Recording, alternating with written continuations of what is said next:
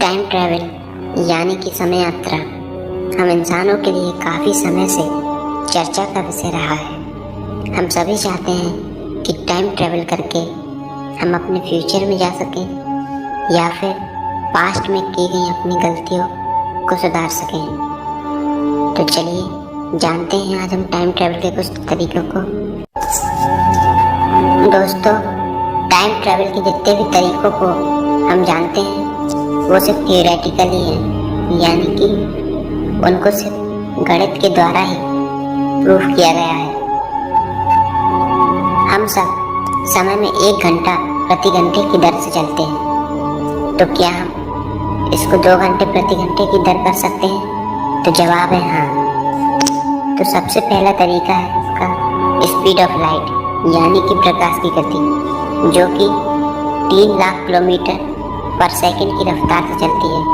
मतलब 1 सेकंड में वह 3 लाख किलोमीटर का सफ़र तय कर लेती है। और एक और बात, भौतिक के नियम के हिसाब से किसी भी वस्तु या किसी भी चीज़ की गति प्रकाश की गति से तेज नहीं हो सकती।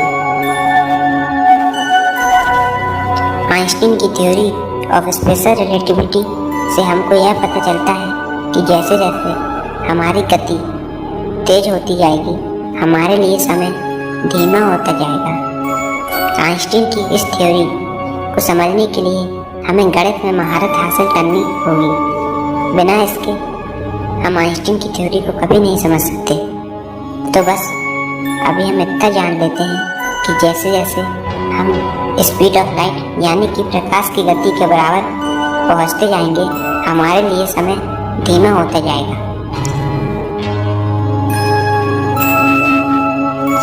चलिए हम इसको एक उदाहरण की मदद से समझते हैं।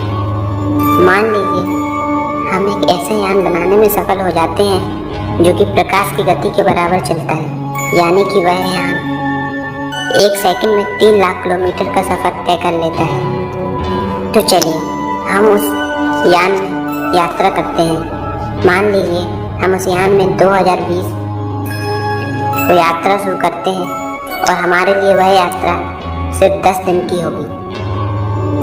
तो जब हम अपनी 10 दिन की यात्रा करके वापस पृथ्वी पर लौटेंगे तो हमारी पृथ्वी पर 80 साल बीत चुके होंगे और वही हमारा भविष्य होगा। लेकिन यह तरीका सिर्फ 1 वे है, यानी कि हम इस तरीके से भविष्य में आ तो सकते हैं लेकिन वापस जा नहीं सकते।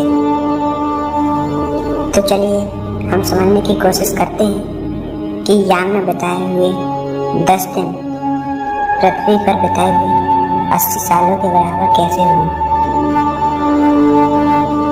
जबकि यान के अंदर बैठे हुए यात्री को ऐसा ही लगेगा कि अभी सिर्फ 10 दिन ही बीते हैं।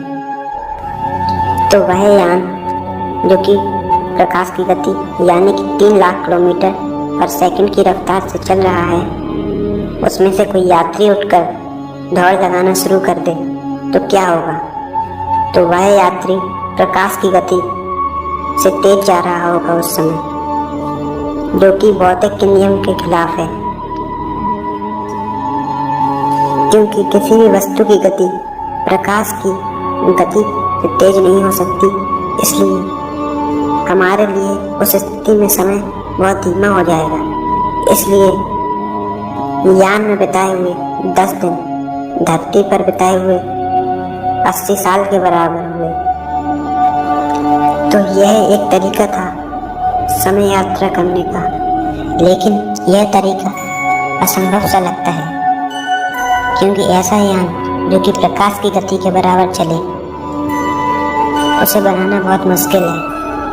और चलिए हम उसको बना भी लेते हैं तो उसे चलाने में अनंत यानी कि इनफाइनाइट ऊर्जा खर्च होगी, और इतनी ऊर्जा हमारे लिए लाना असंभव है। अगर हम अपनी मिल्की वे की भी पूरी एनर्जी इस्तेमाल कर लें तो भी हम उस यान को नहीं चला पाएंगे। तो क्या हमारा समय यात्रा करने का सपना यहीं खत्म हो जाता है? तो जवाब है नहीं। आगे कुछ और भी थ्योरी और कुछ और भी तरीके हैं जिनकी बात हम अगले वीडियो में करेंगे। तो दोस्तों, समय यात्रा का ये तरीका आपको कैसा लगा कमेंट में ज़रूर बताइए। और अगर आपको ये वीडियो पसंद आया तो लाइक कीजिए, शेयर कीजिए और चैनल को सब्सक्राइब कीजिए।